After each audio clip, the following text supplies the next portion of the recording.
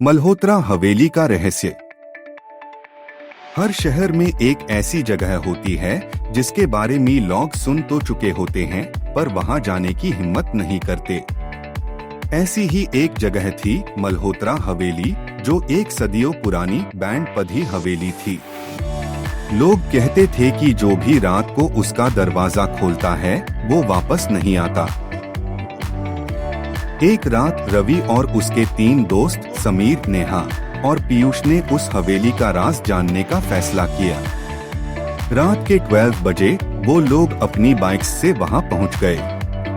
तेज हवा चल रही थी और पुरानी हवेली के दरवाजे पे बड़े बड़े ताले लगे थे। समीर हंसते हुए बोला, ये सब बकवास है, मैं अभी अंदर जाता हूँ। उसने ताला तोड़ने की कोशिश की, पर जैसे ही उसने ताले को हाथ लगाया, हवेली का बड़ा सा लोहे का दरवाजा खुद खुल गया।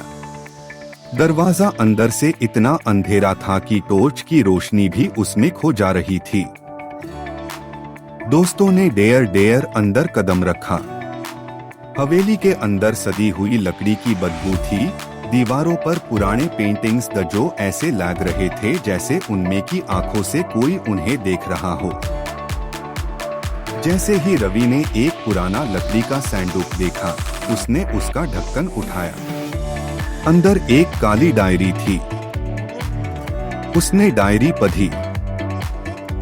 जो भी इस हवेली का दरवाजा खोलेगा, उसकी किस्मत भी यही बंद हो जाएगी। अचानक एक तेज चीखती हुई आवाज हवेली में गूंज उठी। दीवारें हिलने लगी और सारी रोशनी चली गई। नेहा ने रवि का हाथ पकड़ा, पर जैसे हाई टॉर्च की रोशनी उसके चेहरे पर पड़ी, वो नेहा नहीं थी। उसका चेहरा काले पैड चुका था, आंखें सिर्फ सेफ गोले दिख रही थी और एक अजीब सी हंसी कर रही थी। बाकी तीनों दोस्तों ने चिल्लेट हुए दरवाजे की तरफ भागने की कोशिश की, पर दरवाजा बंद हो चुका था। दरवाजे के ऊपर लिखा था, एक बार जो अंदर आए वो कभी नहीं जा सकते। अगली सुबह लोगों को रवि, समीर और पीयूष की बाइक्स हवेली के बाहर मिली, पर वो लोग कभी नहीं मिले। सिर्फ नेहा बाहर आई, पर उसके चेहरे पर एक अजीब सी मुस्कुराहट थी, जैसे कोई और उसके अंदर समा गया हो।